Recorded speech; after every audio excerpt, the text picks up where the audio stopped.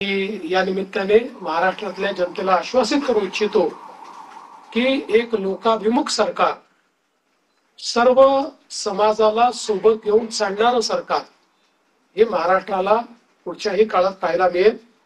आणि अडचणी अनेक येतात, पण त्या अडचणींवर योग्य मार्ग काढत आम्ही मार्गक्रमण करू हा विश्वास मला आहे.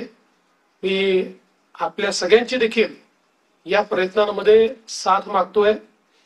आपलं देखील एक प्रकारे सहकार्य या सगळ्या प्रयत्नामध्ये असावं अशा प्रकारची आपल्या सर्वांना विनंती करतो. आणि आपल्या माध्यमातून महाराष्ट्राच्या 14 कोटी जनतेला मी आश्वासित करू इच्छितो की हे सरकार पारदर्शीपणे आणि गतिशीलतेनं त्यांच्या कल्याणाकरता काम करेल हा विश्वास मी देतो.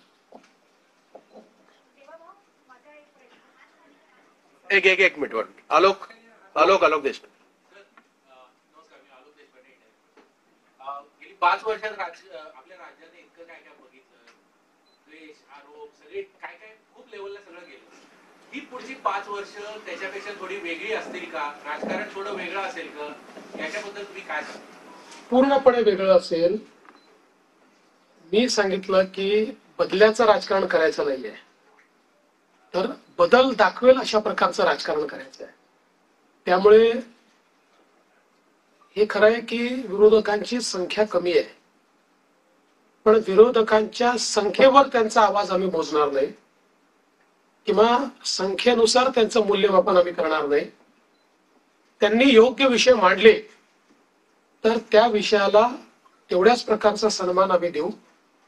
आणि मला असं वाटतं की पूर्णपणे स्थिर सरकारचे 5 वर्ष हे आपल्याला पाहायला मिळतील. जनतेची अपेक्षा देखील आमच्याकडनं हीच आहे, कारण जे मॅन्डेट जनतेने आम्हाला दिलंय असं मॅन्डेट मिळाल्यानंतर जनतेची अपेक्षा आहे की एक स्थिर सरकार महाराष्ट्राला मिळालं पाहिजे.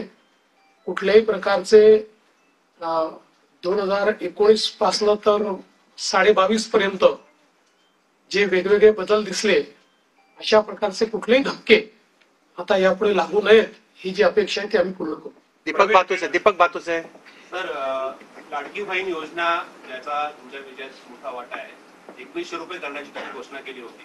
तो निर्णय साधारणतः कधीपर्यंत होणार? आणि दुसरं, आता एक